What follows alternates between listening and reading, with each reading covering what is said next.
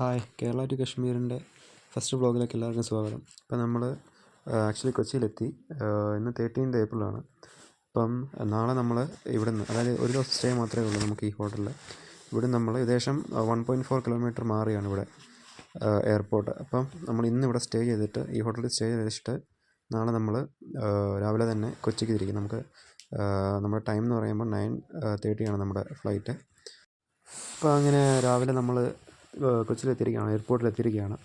അപ്പോൾ ഇനി ഇവിടുന്ന് നമുക്ക് കുറച്ച് സെക്യൂരിറ്റി ചെക്കപ്പുകൾ അതെല്ലാം കഴിഞ്ഞ് ഫസ്റ്റിലത്തെ പ്രൈമറി അത് കഴിഞ്ഞ് ഇനി ഇവിടെ ബോർഡിങ് കിട്ടിയിട്ട് ശേഷം നമ്മൾ ഗേറ്റിൽ പോയി വെയിറ്റ് ചെയ്യാൻ പോവുകയാണ്.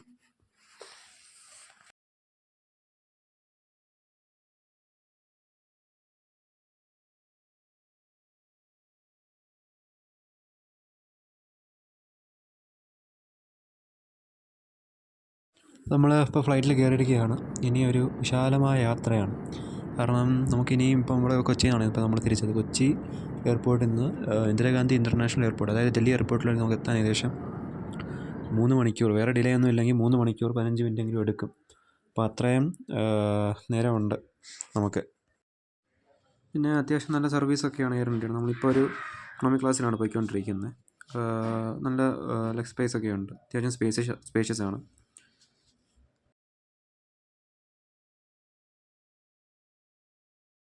ഓക്കെ, അങ്ങനെ ഫൈനലി നമ്മൾ ഡൽഹി എയർപോർട്ടിൽ എത്താറായി. ഇനി ഏകദേശം 10-20 മിനിറ്റിനുള്ളിൽ നമ്മളിവിടെ എത്തുന്നതാണ് ഇപ്പോൾ അനൗൺസ്മെൻറ്റ് അറിയാൻ സാധിച്ചത്, ഇന്ദിരാഗാന്ധി ഇൻ്റർനാഷണൽ എയർപോർട്ടിൽ. അപ്പോൾ ഇനിയും അവിടെ എത്തിയിട്ട് നമുക്ക് കാണാം. അങ്ങനെ നമ്മൾ ഇന്ദിരാഗാന്ധി ഇൻ്റർനാഷണൽ എയർപോർട്ടിലെത്തി, ദില്ലിയിലെത്തി. ഏകദേശം 12:50, അതായത് 1 മണി അടുത്താണ് നമ്മളിപ്പം എയർപോർട്ടിലെത്തുന്നത്. ആകെ വളരെ ടയേർഡാണ്, കാരണം കുറേ നേരത്തേക്കുള്ള ഒരു ജേണി ആയിരുന്നു അത്. അതുകൊണ്ട് തന്നെ ഭയങ്കര ടയേർഡാണ്. നമ്മൾ ഇനിയും പോയിക്കൊണ്ടിരിക്കുന്നതെന്ന് പറഞ്ഞാൽ ശ്രീനഗർ, അതായത് ഡൽഹി ടു ശ്രീനഗറിലോട്ടാണ്.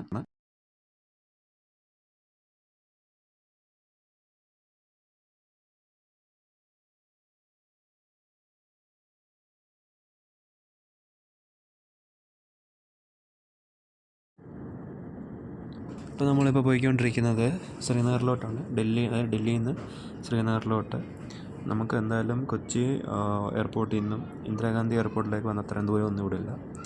ഇവിടുന്ന് ഏകദേശം ഒരു 1.5 hour മാത്രമേ വരുന്നുള്ളൂ, ട്രാവലെല്ലാം കൂടെ കൂട്ടിയിട്ട്.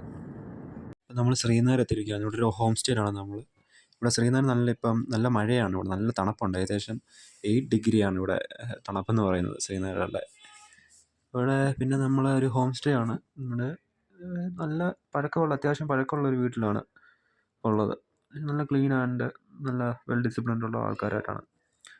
പിന്നെ ഇവിടുത്തെന്ന് വെച്ചാൽ എല്ലാം നല്ല വുഡനാണ്, എല്ലാം കണ്ടല്ലേ, നല്ല വുഡൻ ഫർണിച്ചറും കാരണമൊക്കെയാണ്. നല്ല ഓൾഡാണ്, ഏകദേശം 10-50 വർഷത്തിന് മുകളിൽ ഈ വീടിന് തന്നെ പഴക്കമുണ്ട്. നമ്മുടെ റൂമൊക്കെ നല്ല നീറ്റ് ആൻഡ് ക്ലീൻ ആണ്. ഇതാണ് നമ്മുടെ റൂം എന്ന് പറയുന്നത്. ഇവിടെ കുറേ ബുക്സുണ്ട്, കാര്യങ്ങൾ, അതാണ് എനിക്ക് ആദ്യം ഇഷ്ടപ്പെട്ടത്. കുറേ ബുക്സുകൾ കാണാൻ സാധിച്ചു. ഇതും നല്ല, ഞാൻ അവരോട് ചോദിച്ചപ്പോൾ മനസ്സിലാക്കിയെന്ന് പറഞ്ഞാൽ നല്ല പഴക്കമുള്ള പുസ്തകങ്ങളാണ്. ഇവിടെ ഏകദേശം 1990 മുതലുള്ള ബുക്സൊക്കെ ഇവിടെ ഉണ്ട്. ഇത് അത്ര ഓൾഡല്ല, ലേക്കിൻ ഓൾഡും ഉണ്ട്. പിന്നെ പറയുകയാണെങ്കിൽ ഇതുപോലെ ചെറിയ ചെറിയ ബുക്കുകളാണ്. പിന്നെ ഇതൊരു ചെറിയൊരു സ്പേസാണ്. നമുക്കിവിടെ കമ്പിളി അങ്ങനെ പുതപ്പൊക്കെ ഇവർ വെച്ചിട്ടുണ്ട്. പക്ഷെ നമുക്ക് ജാക്കറ്റ് ഉണ്ടെങ്കിൽ അതിനൊന്നും ആവശ്യമില്ല. ഇവിടെ 2 ബോട്ടിൽ വെള്ളമുണ്ട്. പിന്നെ ഇവിടെ ഒരു ഹീറ്ററുണ്ട്. പിന്നെ ഇതാണ് വിൻഡോ ആണ്. ഇവിടുത്തെ വലിയൊരു വ്യൂ ഒന്നും ഇല്ല അങ്ങനെ. ഇവിടുത്തെ ഒരു ഗാർഡൻ ഉണ്ട്, അതിവിടെ അല്ല, ഞാൻ കാണിച്ചു തരാം.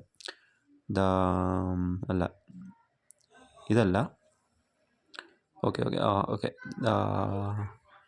ഇവിടെയാണ് നമ്മുടെ ഗാർഡൻ എന്ന് പറയുന്നത്. ഇവിടെ ഒരു ചെറിയ ഗാർഡൻ ഉണ്ട് ഈ വീട്ടിൽ. അത് നമുക്കൊന്ന് കുറ്റിയൊന്ന് തുറക്കാം ആദ്യം. കുറ്റിയൊക്കെ നല്ല പഴയ കുറ്റിയാണ് കേട്ടോ, എല്ലാം ഇവിടുത്തെ നല്ല പഴയതാണ്.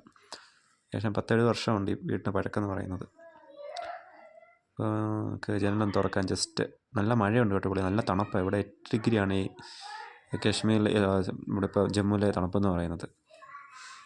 പിന്നെ